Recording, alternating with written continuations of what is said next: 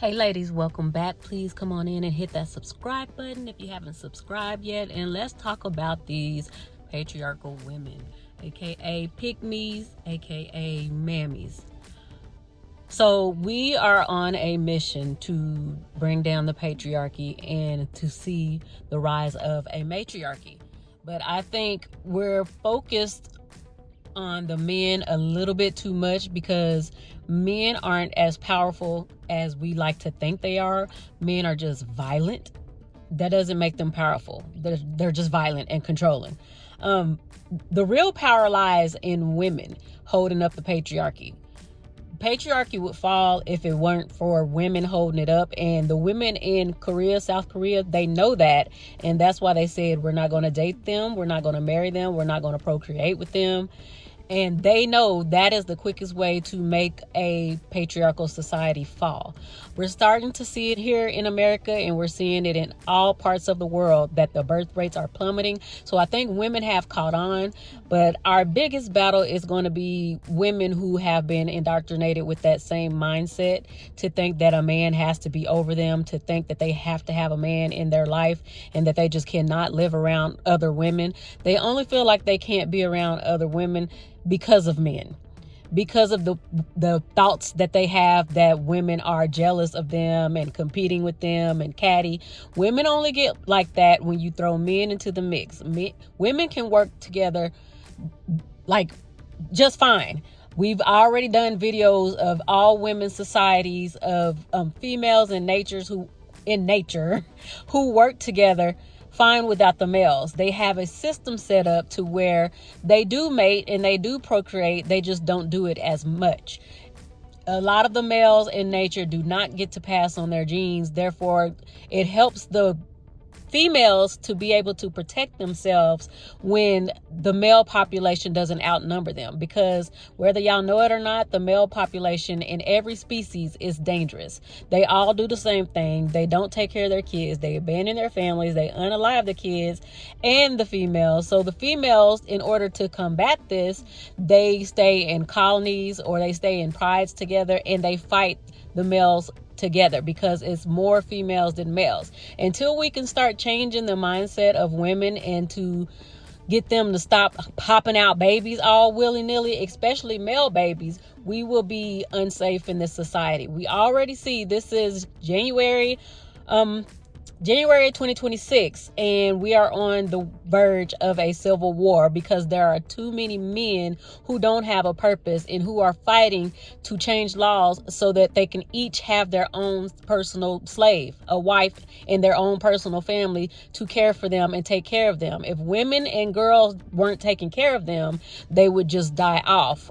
And women are going back to their natural state right now of not choosing them because of their behaviors. Not just because they have money. They're trying to get it to where women are going to need them again just because they have money. So they're trying to take women out of the workplace. They're trying to shut down daycare so women can't do that. And they're trying to do the most to get women to have to be with one of these volatile men. So I suggest if you have kids right now and your job is on the line, if you have any sort of friends that are like not male centered or male identified and they're struggling on their own and they need help, I suggest y'all start coming together with your female friends to build community to help each other, because it's about to get hard for women out here.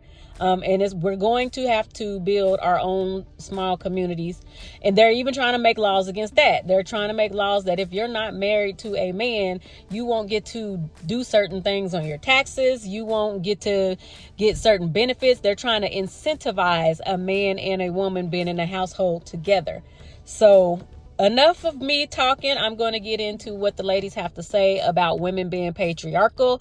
I really believe that is dangerous. I've only been wanting a matriarchy or on my feminist kick for probably the last 5 years, but we're in the red zone right now as women. If you're looking at all what's going on in the world and all the laws that they're trying to change that are affecting women, we are in a danger zone.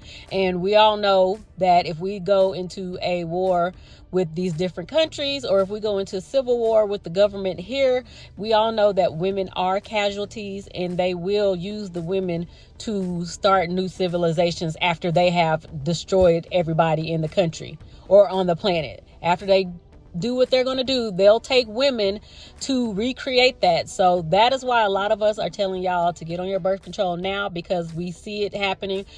The writing's on the wall. Historians have said we're at level 5 of 7 of the beginning of an all-out war. So if you haven't buckled down on your birth control, or you're just permanent getting your tubes tied or whatever, I can't tell you what to do. I could just suggest that you do that, especially if you're of childbearing age and you don't want to help the system continue birthing bodies into it for their own use, for their wars, for their capitalism, for them to gain money as workers, as slaves.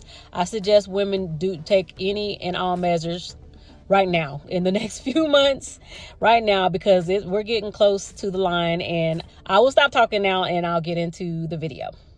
There's a word for Caroline Levitt and Erica Kirk's grift, and it's called patriarchal bargaining. And it refers to the strategic choices women make to gain individual power in patriarchal systems, even when those choices ultimately undermine women as a whole. And as we descend further into this hierarchical, authoritarian, patriarchal culture in America, of course we're going to see a rise in patriarchal bargaining. On the political stage, we see it in people like Caroline Levitt or Erica Kirk, women who align themselves with power by becoming the mouthpieces who validate the patriarchal ideology of their male counterparts. They reinforce these patriarchal structures, even though not necessarily participating in them themselves, but they reinforce male authority and attack feminist frameworks because doing so gains them individual access to power. And then we see kind of like trickle-down patriarchal bargaining. You start seeing it in the trends and aesthetics dominating culture. The trad wife aesthetic, divine femininity coaching, stepping into your feminine energy, this renewed obsession with traditional gender roles. Most recently, it's the flood of videos on our feeds about marrying a provider, or he might not know what's under the Christmas tree, but he paid for it all, or something to that effect. And then, of course, it's the women observing who then subscribe to this ideology. Something you might hear this called more often is choice feminism, which is basically just a reframing of patriarchal bargaining, or even maybe an excuse for patriarchal bargaining. Choice feminism says if a woman chooses it, it's feminist. We should just support whatever it is a woman chooses to do. But patriarchal bargaining reminds us these choices are being made within a patriarchal structure, where women often gain individual advantages by reinforcing a system that harms women collectively. And look, most of us do this to some degree.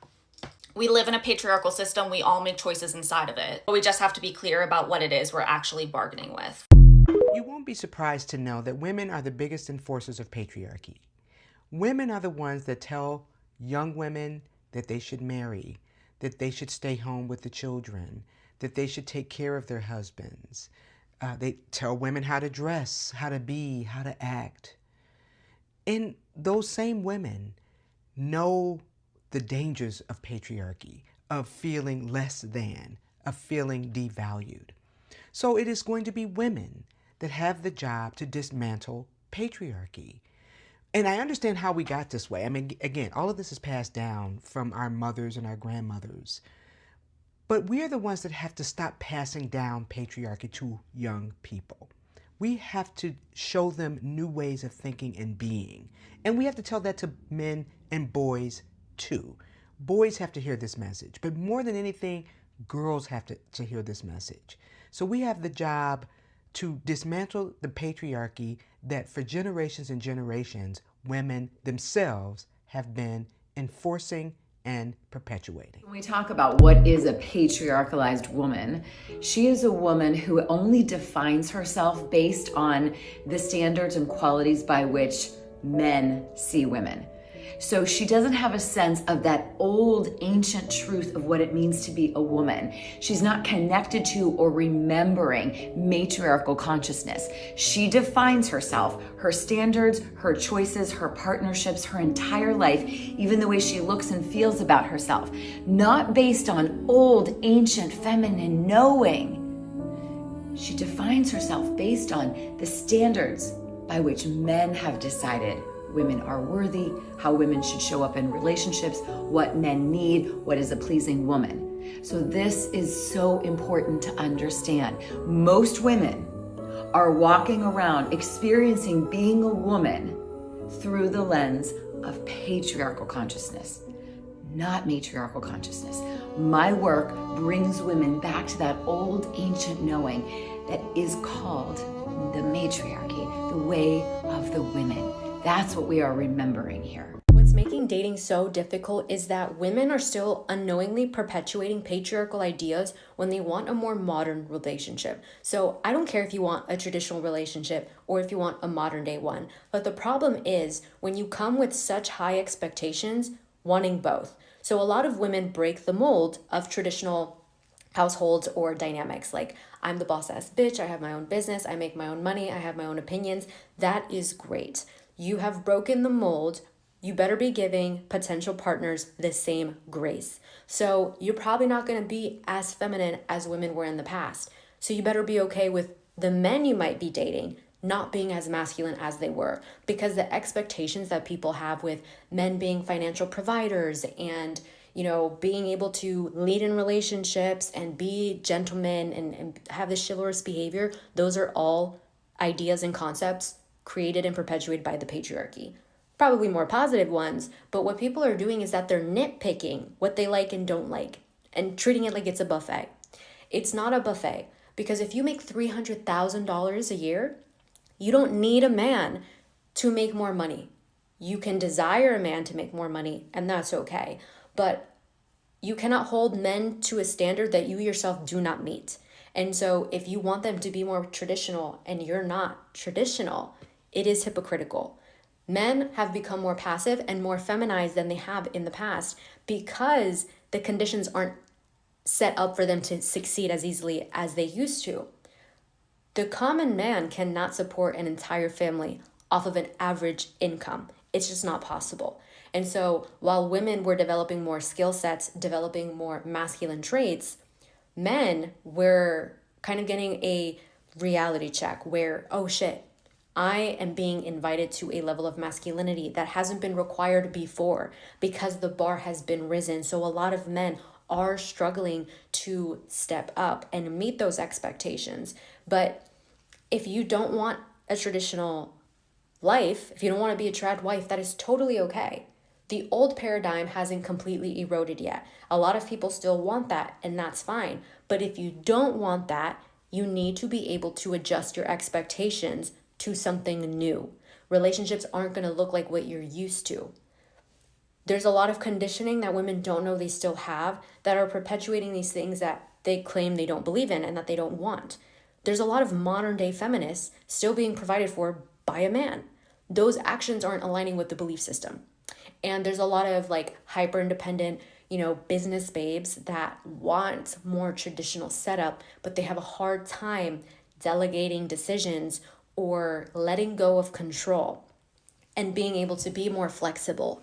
So when it comes to modern day dating, you better know yourself because it requires a lot of knowing yourself and identifying your strengths and weaknesses.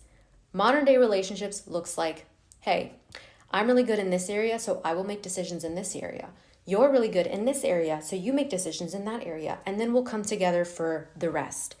You need to be able to know yourself though. You need to be able to be independent, but also emotionally available to have those conversations. Because what people tend to do is like the moment a partner brings something up that requires them to change, they will like summon like irrelevant, illogical arguments out of thin air. Oh no, you're trying to control me. You're trying to suppress me. I'm an independent woman. Oh wait, you better be providing for me. Like the next day they're like, oh, you better be providing for me and you better be doing X, Y, Z. So they're manipulating and they're weaponizing like old traditional setups to like modern day dating. Like there is no consistency. This is why I'm saying know yourself, because this whole like whiplash thing that you're doing to manipulate someone to not have to change, to not have to decide is only making you both miserable. A lot of people come into relationships thinking they need things that they don't. We actually have very little needs from another person. We have a lot more desires, but we're calling our desires needs. And that's just not the case. About women carrying water for the patriarchy, where we see women posting about the shitty things that their husbands do, and instead of the other women saying, hey, that shouldn't be happening to you, the response is becoming overwhelmingly, then leave. If you're not going to divorce him, you need to shut the fuck up, because I'm tired of hearing about women who won't leave, who just come online and complain. And I need women to understand how very dangerous this is. This is not empowerment. This is not feminism. That is patriarchy with a pink microphone. Because what you're really saying is your pain is only valid if you've already left and you're free. And that still tells women to live in silence. We need women talking about what's happening in their marriages. We need these stories visible. They educate younger women. They denormalize mistreatment. They give language to things women were taught to swallow. And they often become the very first crack in the conditioning that keeps women stuck. Not all women decondition at the same pace. How wonderful that would be. Not all women have the same resources. Not all women are safe to leave. Not all women can afford to leave. Not all women can log onto Zillow and Indeed and magically build a new life by next Tuesday. Some of these women left the workforce to raise their kids. Some were pushed out. Some have massive resume gaps. Some can't get hired in this job market. Some can't afford housing. Some can't afford childcare to get a job. Some are financially controlled. Some are psychologically worn down. Some are scared. Some are isolated.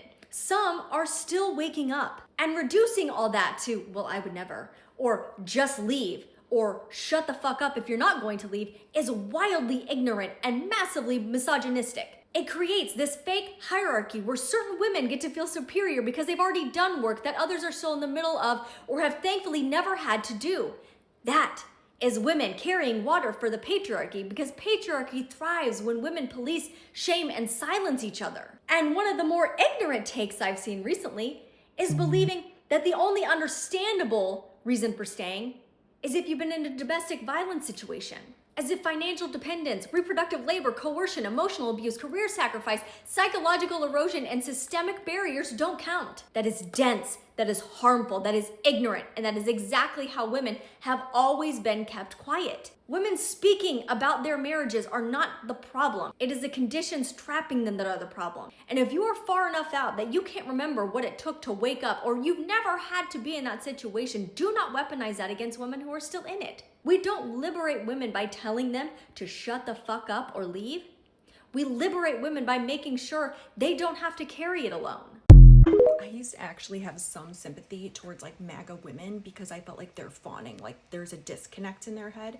But I'm actually so fucking excited for all you white MAGA women to find out that you were always the biggest fucking pick-me's of patriarchy, and they don't actually give one single flying fuck about you. Not one. They don't give a fuck about you. After yesterday, I finally understand what people mean when they say that white women are complicit in upholding the patriarchy, and we absolutely are. I made a post yesterday that was basically raging about how every time I see someone getting in the streets, standing up, resisting, mobilizing, advocating, it's always a woman. And I was questioning, where are the men and why do they not seem to give a single solitary fuck about what's happening? Obviously not all men, but majority. If you look at the comments, you'll see the majority of women feel this way about their partners.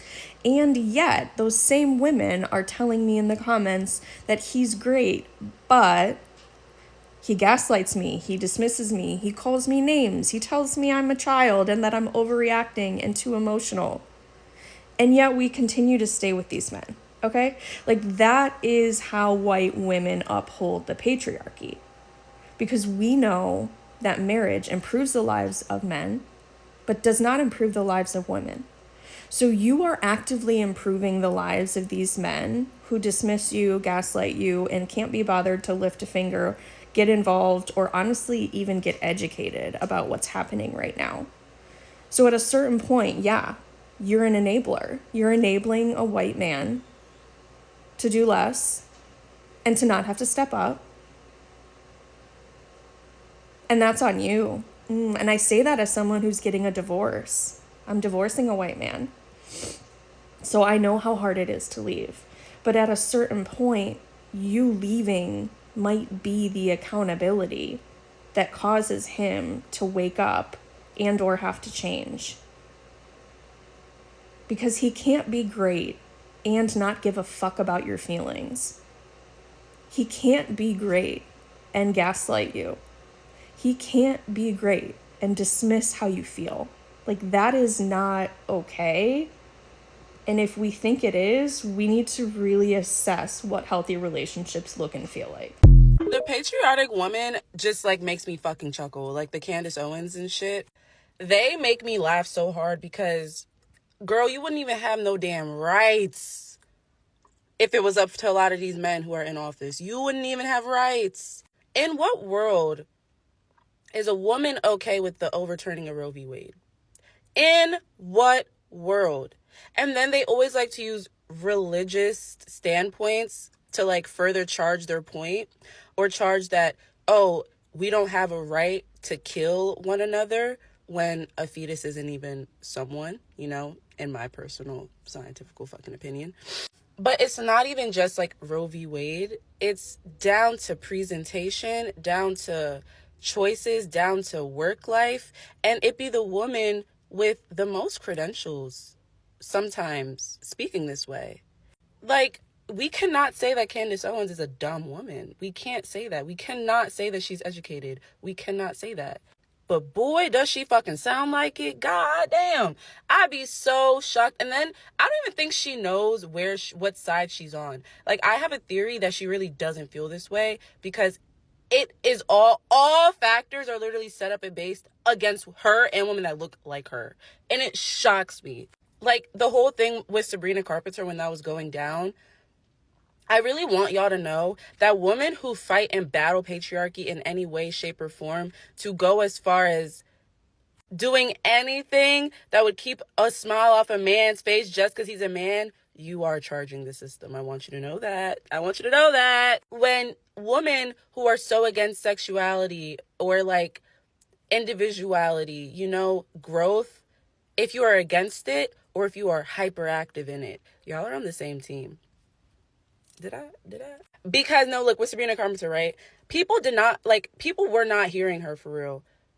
She posted an album that referenced, like child pedophilia, you know, and I immediately connected, oh, she's a childhood actor. She's been famous since she's a kid. And then this is what she's referencing on her album cover. I think she's trying to tell us something without telling us something. And I checked it and I moved on. But it was that album cover and then the one where she was like on her knees and crawling like a dog. Yeah, those people that were mad at that, y'all are just like Candace Owens to me. Like, Candace Owens loves men a bit too much. Like, she's okay with this system where they get to control everything and take away our rights, all because she wants to be a yes man and a poster woman. Cool. And then we have the other side where it's like, y'all hate men so much that anything that can be symbolic and charge growth and conversation and discussion, because you see a man possibly being served, because you see a man portrayed in a way that like you just hate them so much, y'all aren't charging the system either. Y'all are just performative. Like, patriarchy in the sense of people who are obsessed with breaking it down and obsessed with building it up, instead of finding the middle ground of, okay, what were these men not trying to say, but how can we take this shitty rule, the law of patriarchy, and amplify it in a way where it's not patriotic anymore, but, you know, it's equal.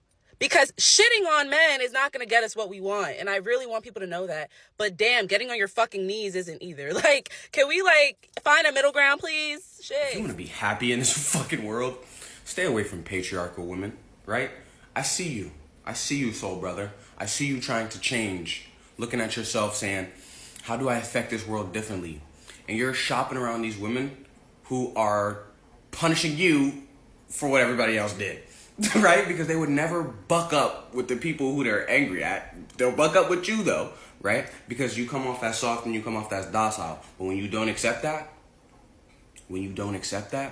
holy crap, that's when you'll get punished. So, that being said, stay away from patriarchal women if you don't want to be punished for not subscribing to the patriarchy. My husband, daddy, in the bedroom, and sir, when he's handling business. Oh boy, here we go. I am a wife. I am soft, and I am happier, wetter, richer, and more powerful than 99% of the so-called strong, independent women screaming at me online. Look, not for nothing, but I have never once felt the need to go online and defend publicly how wet I am, but by all means, continue. Here's why, and the data that will never make you settle for a combative woman ever again. Fact number 1. Women who feel led have 4 times more orgasms. Archives of Sexual Behavior in 2022. This is 15,000 women, okay? Found that women in relationships where the man is the undisputed leader report 4 times more orgasms per week, 70% higher sexual satisfaction, and 3 times more likely to actually initiate the sex themselves. Imagine that. So I tried to look up these studies to verify what she's saying and contextualize the data, and instead I couldn't find a single thing. She's literally just talking out of her ass. What does this translate to? When she doesn't have to be the man, her body finally relaxes enough to flood. Personally, I've never stressed out so badly that I became a man. Is that common?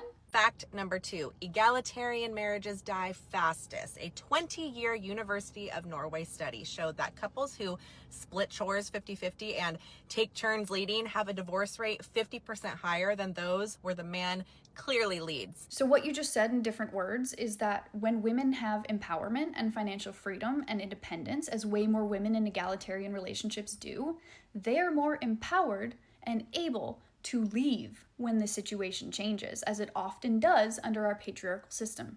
Why is this? Because the polarity collapses, the tension dies, and the bedroom gets cold. Honey, if you need tension to keep yourself as wet as you claim to be, I have news about how attracted you actually are to your relationship. Fact number 3, masculine leadership creates feminine surrender and insane loyalty. It's as simple as that. When a woman feels her man is fully in charge of direction and protection, her oxytocin, her pair bonding hormone, spikes 300%.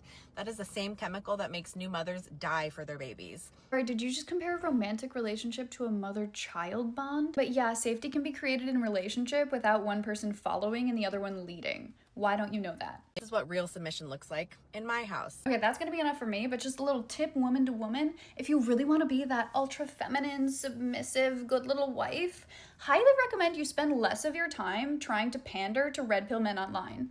What does it say about marriage and a woman who's trying to get the attention of strange men online? Think on it. My Lawless Hope for Humanity was the day in which I realized that women uphold the patriarchy as much as men do. Like, a woman will see a man expressing himself femininely in ways that men traditionally haven't been able to because they just have gone made fun of where they were hanged for it. They will say that's gay, that's weird, that's not manly, and you know, that really digs deep into the man's brain. That makes them think that they're little for that. And y'all realize that when men get little feeling in their hearts, they get mean, and when they get mean, they uphold the patriarchy even more. So a lot of y'all aren't ready for this patriarchy thing to end because y'all still uphold it in these microaggressive ways, and that makes me so mad because I want out of this dystopian hellscape. 10 years old, I decided that I was never going to get married, and when people find that out, they're like, how could you possibly know that it's 10 years old? How could you make a decision like that young? And then I get to be like, well, it was pretty easy after I looked up the origins of marriage. Because yeah, at 10 years old, my little ADHD brain had to know the why of everything. Why do we do that? Why is that? Why is that the way it is? Why? And I wanted to know why we get married. Why do human beings engage in this practice of legally binding themselves to one another for the rest of their lives? Where'd that come from? No adults around me can answer it. They were just like, oh, it's all about love and devotion and all of that. So I looked it up in a book. And I found out it wasn't about love and devotion at all, actually. Marriage became a thing around the agricultural revolution when we stopped being hunter-gatherers and started settling down and cultivating land. But then, it quickly shifted from cultivating the land and working with the land, being stewards of the land, to owning the land. But in order to own the land, they needed to be able to tend to it and have hands that could help with that. So men decided their children would do that. But they needed to know which children were theirs. Because a woman knows which child she gives birth to, but any man could be the father. So in order to own his own land, he needed to own his own children, which meant he needed to own their mother. And that's how we get to marriage. Marriage was originally a contract of ownership over women at the hands of men. That's why we started going by our father's names and passing names down a patrilineal line. Because as soon as a child was born, they were the property of their father, denoted by their surname. Until, of course, a daughter is to get married. Then she becomes the property of her husband. That's why her father walks her down the aisle and gives her away, because he is giving his property away from one man to another man. And then that woman takes her husband's name, because she is now his property. Now let me tell you, 10-year-old me? I didn't like that at all. But surely there had to be more to it. So when I went back to the adults in my life and was like, hey, this is what I found out. Why? They were like, oh, well, yeah, maybe it was originally because of that, but it's evolved, it's changed since then, and now it's about love, and it's about showing your devotion, and how much you're going to love each other forever under the eyes of God. And I said, what God are you talking about? Are you talking about the Abrahamic God? That patriarchal war God? Huh? And I knew then, at 10 years old, that the whole system was bullshit. That marriage is a tool of control by the patriarchy to keep the patriarchy in place. Because really, a patriarchal, hierarchical structure is not natural for human beings. It doesn't make sense for our species at all. And that's why it takes this control and ownership of women by men to keep it going, to keep the system standing. They need us to give our power away, whether it's to a mythical patriarchal sky daddy or to a man who then becomes a king of his own little castle. And so that was how I knew, even at just 10 years old, that I was never going to get married. Now 38 years old, and my confidence and clarity in that decision has only gotten stronger. I'm so sick of watching shows where there's this like stereotypical woman that's in her 30s to 40s to 50s, whatever, and she's like a super successful woman and she's like head of her career, and then there's like this conversation she has with people where she's like, oh, like I have it all, just don't have a partner. I haven't been on a date in so long, and I have it all, but I don't have the husband, I don't have the kids, I don't have the family. She's always so fucking sad. Like, she's always so depressed and so, like, fidgety and shit. And I'm like, a successful woman is such a fucking prize.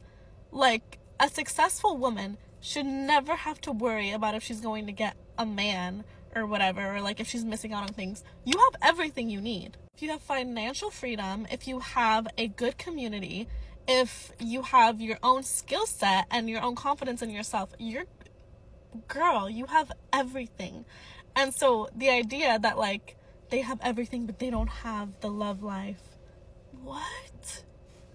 It fucking further teaches us that like we need to have that in order to be socially accepted, which is like, again, crazy. Like a huge commitment of our lives is getting married and having children. Like that is the biggest thing you can decide for yourself, and yet we feel like we have to, because then we'd be missing out on things. Like, no, you are fine. You can have that community, you can have that partnership, you can of course you can. Like, as long as you're fucking confident and secure within yourself, you can do whatever the fuck you want. You're not missing out on anything. You have everything you need. You're a fucking prize. Like, you are the prize. Are you kidding me? For anyone who feels that way, I just want to say, I remember seeing something about how like women in their 50s are like the happiest demographic. Single women in their 50s,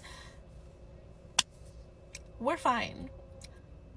I used to think that I was gonna I had to be married before I was 30 and start having kids when I was 30 and all blah blah blah. Now I'm like, bro, that is not something that you should ever plan because you have to. That is your whole life. That is something you choose because you want that. You want to commit your life to fucking children. You want to commit your life to a partnership or whatever. Like, you want to, not because you feel like you should. And if you feel like you're influenced by society and you're susceptible to that shit and you feel that pressure, take a step back. Find yourself. Realize that this is it's all for a reason. The pressure is for a reason, right? Like, everyone's projecting. That doesn't mean that pressure means anything. It doesn't. You're telling me that being a successful woman with your own money can do whatever the fuck you want. You can buy whatever the fuck you want. You can go wherever the fuck you want, right? You don't have any commitments. You're telling me that's not enough? That is everything. I just want to see less of that representation of women, because to me, now that I'm grown, it doesn't make sense. But when I was younger, I was like, oh fuck, like, yeah, what is a successful career if you don't have a family? Like, what is it? Ugh, like, and then you feel that pressure again. It's just like, it's just not great for young people. I'm not leaving my life in the hands of the studs, okay? I'm going over there with the men. And when y'all decide to start the matriarchy and send all the men to Mars, please let me know at least like 2 weeks ahead of time, because I'm not staying here with y'all. Okay, I'm going with them. The average woman in America is at least 5'4", between 170 to 180 pounds. Okay, that is big. Y'all are big. And everybody got PCOS and hypothyroidism and can't nobody lose no weight. So ain't nobody gonna be able to run, build nothing, climb nothing, or do nothing. Okay, who's going to climb the electrical towers? Who's going to do the HVAC? Who's going to fix the hot water heaters? Who's going to keep up the maintenance on the buildings that we already have? The studs? Are we going to call them the studs? Are the studs going to save us? Absolutely not. I'm not leaving my life in the hands of the studs, okay? I'm going over there with the men. The average size in America is a 16, 18 in juniors and a 20 in women's. Okay, when I was at my biggest weight at 5'10", 268 pounds, I was in a 16, 18 in women. Okay, I know how big that is. That is huge. Y'all are big. I'm not staying here with y'all. Ain't nobody gonna be able to do nothing. Absolutely not. Y'all, please just let me know at least 2 weeks ahead of time so I can prepare, because I'm not staying. Patriarchy has destroyed the mind of the woman so bad that she don't know if she coming or going. She don't even actually know what she looking at. She don't know what's right or wrong. She doesn't know what's good or bad. What I told my people on TikTok the other day or yesterday, I said, I feel like I'm a coach of a losing basketball team, and I got 3 weeks to get them ready for the playoffs and the championship, and they ass don't even know what goal to shoot in. Women out here thinking they winning, and they shooting all the baskets in the opposite team's goals. Let me give you an example. A woman who cheats back, she thinks she done got her lick back. She thinks she done got her lick back because she let another dust ball inside her body. She think she got a point. City girls up. But she really just shot a basket in the other team goal. Women don't know what winning is. Just a quick reminder to all the women out there, the patriarchy is falling right now and women are waking up in great numbers.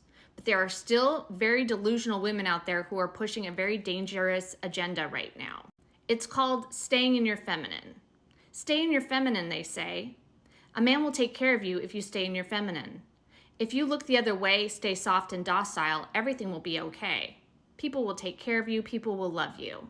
This is a way for you to keep your guard down, for you to give away your power slowly to another human being who could possibly back you into a corner and abuse you later on in life.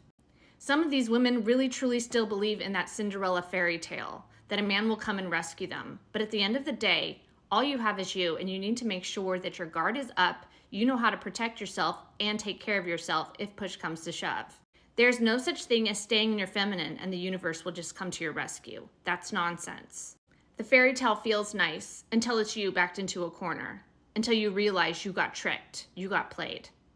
That the women around you, like myself, warning you, you should have listened to. Please always make sure you have your own money, your own resources, and a way to exit any situation at all times. This is how you stay in your feminine. You can relax then knowing that you have your own back. Knowing that you're taking care of yourself, that you're making the right choices, that at any moment you can get up and leave if you're disrespected or treated cruelly. Staying in your feminine means taking care of yourself, being a woman who is strong and independent, loving to those who truly deserve it. It does not mean giving away your power. It does not mean taking a step back so that somebody else can take advantage of you when your guard is down. There are those women around you who say, look at me, I'm happy in my marriage. But they haven't lived the rest of their life, have they? Women have the ability now to truly take care of themselves, and you still give away your power to a man. Make it make sense. Stop falling into fairy tale delusional language like staying in your feminine, staying soft and sweet. There's nothing wrong with staying soft and sweet, but it doesn't feel good that you have to stay soft and sweet to an abusive partner. That's called having to play a role to survive. Many women know what this is. I know what this is, and I'll never do it again. Please don't do this to your daughters, and please don't do this to yourself. Talk to your women around you. This whole rhetoric about staying in your feminine is dangerous and borderline patriarchal. I don't care about being labeled feminine. I care about being labeled strong, independent, and somebody who you cannot disrespect or play with or abuse. I think it's extremely weird when a woman comes on the internet and says, I'm not a feminist. If you're saying that, I really don't think you understand what feminism is and what it does. It's not some weird buzzword. It's the reason you can have your own bank account, your own credit card that no man is attached to. It's the reason you're allowed to work. It's the reason you cannot legally be fired for being pregnant or be denied housing by a landlord. It's the reason we have birth control. It's the reason we are allowed to own property without a man having any hand in it, among many other things. This is just scratching the surface. But if you've done any of the things that I've just listed, or you have any of them, you have benefited from feminism. And again, I can't stand when women say, I'm not a feminist. It's weird to me. Feminism isn't stopping you from baking bread or being a stay-at-home mom and wife. Which, if being a stay-at-home mom, girlfriend, wife, whatever it might be, was so great, men would have taken that from us too. The reason they took away Roe v. Wade is because they don't want women to have options. I would bet money that they're gonna go after gay marriage and no-fault divorce next. Again, feminism allows you to have your own without a man being attached to it. Be it a bank account, a house, the ability to work, even talking your shit on here. The only reason you're allowed to even say, I'm not a feminist, is because of feminism. So, again, it makes no sense to me when women say that. How, you'll see Christian women openly talk about how Christianity is about the patriarchy and we love the patriarchy, but the minute you tell them that, hey, you need a man to really know God, to really truly understand God, you need to submit to a man first. Like, you need to be someone's wife to understand what salvation feels like. They get so angry and they start saying that they have had access to God way before they got married and all this stuff. And it's like, isn't that contradictory to the things that you guys claim? Because I thought you guys were against feminism. And it sounds like you think men and women are equal too, just like feminists. That's what it sounds like. Because how is it that you believe in an institution that is patriarchal, like Christianity, right? Christianity is patriarchal. How do you believe in that patriarchal idea, but you think you have the same access to God as a man? You think you have the same access that men have to God, but you also believe that you're just his rib. How do you believe that you're just a man's rib, but you have the same access to God like a man? That don't make no sense to me. I don't have ill intent. I'm genuinely curious, because I think about this stuff a lot. I'm like, if this is a patriarchal thing, right? Which I support. I'm cool with it, whatever. I'm not upset. I don't feel a way towards Christianity. I don't feel a way towards the Bible. I feel a way towards women who come out here and say that they want to be led by a man, but they don't actually want to be led. And they pretend, and then they look at feminists, or they'll look at liberals, or they'll look at these younger women and judge them for struggling with the concept of submission, but they can't even do it themselves. And that's what I'm trying to call out, is like, bitch, you don't actually listen. You don't listen. Because if you were actually submissive, you wouldn't feel a way about anything I'm saying right now, because you're so obedient to your husband. You're so obedient. You're so perfect. You are the ideal woman that every woman should be like, okay, bitch. So then why are you going off on the mouth? Why? Sound like you think God is a feminist too, and he's not. I promise you he's not. Listen, that lady said it's not like he messed with an 8-year-old. He messed with 15-year-olds. And when I sit up here and I say time and time again, there is nothing more dangerous than a male-centered woman that keeps the patriarchy wheel going. Is nothing more dangerous than a male-centered woman. First of all, what she's saying is that thing has been happening since the beginning of time, especially with their daughters. These mothers will sell their daughters to the highest bidder so they can be comfortable. It's in the music industry, it's in the movie industry. They even do it in the communities, regardless if you poor or not.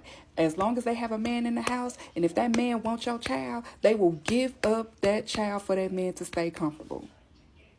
I know people can't stand Tyler Perry, but Tyler Perry painted that in Medea's family reunion. Because that is happening. And then people talking about they trying to normalize it. It's been normalized. All the victims of R. Kelly, their parents sold them to him. And the only reason why they cared is because the money stopped. As soon as the money stopped, that's when they wanted to cry about it. But they was comfortable the entire time he was abusing them, because they gave them up to him, because he paid their bills. A lot of families are like that.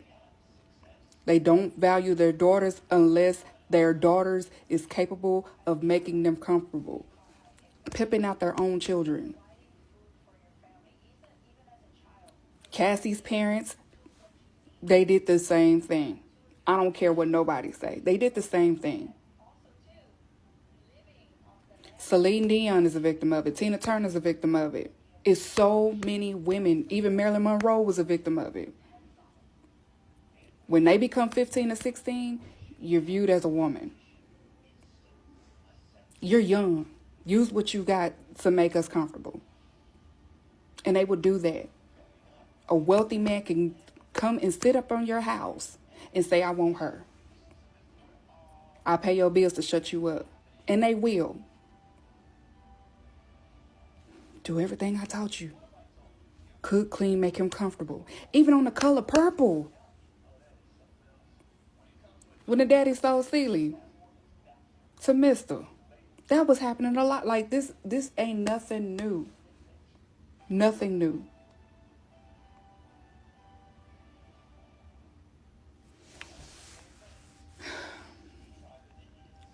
We got to protect our girls. It's bad enough that we have to deal with our young girls want to be street dudes, want to be backdoors, want to be the one committing crimes or thriving off of it, thinking every situation is a baddies situation.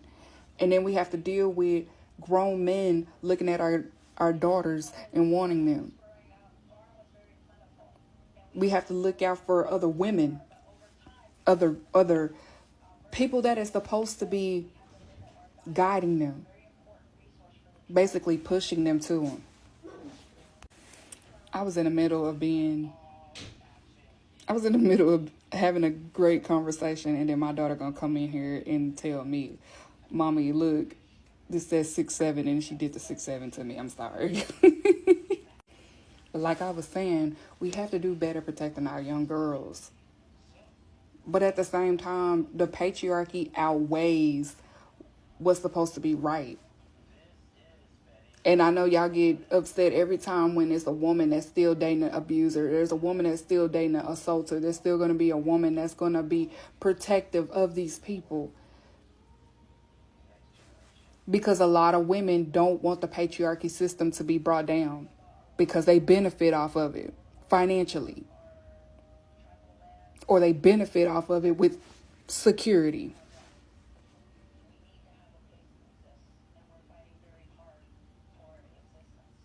And it's a hard pill and a hard thing that I have to accept, that it's just women that don't want things to change at all. They don't care for it to change at all. They don't. But I know what I'm going to do. I'm going to always protect me and mine. And I wish a grown man would tell me they want one of my daughters. Y'all going to see me on the news. I'm telling you, y'all going to see me on the... It's a shame what she did. I'm a smile on my mugshot. I will always protect my daughters. Always. If you're a girl mom, I just hope there's other girl moms like me. Because I don't play that. And I'm never going to play that. Ever. Okay, so this is just me personally. Y'all call them pick-me's. I call them patriarchal women. Patriarchal women, they typically hate people who deviate from patriarchy because they feel like they're trying so hard. This is where the pick-me part come in. They try so hard to stay, on the straight and narrow of patriarchal expectations that if you deviate from that, not only are you going against their core values, but you have access to a life that they can't even grasp in their heads. Like, you are free and they are still shackled to the fucking chains of misogyny, misogynoir, colorism, all the institutions and systems that were built by patriarchy, capitalism, gender roles, I can go on and on religion. I can go on and on and on. marriage. We're talking about institutions, education, college, hierarchies, hegemony, like all the things that we are oppressed by more than men are the institutions that they've created, and very intentionally, just to create hierarchies. And it's always above women, always above non-cis heterosexual white men, but all men benefit to some degree. But does the patriarchal woman really win at the end of the day? That is all I have for now, ladies. Get down in the comments and help these videos go far and wide by liking, commenting, and subscribing and sharing.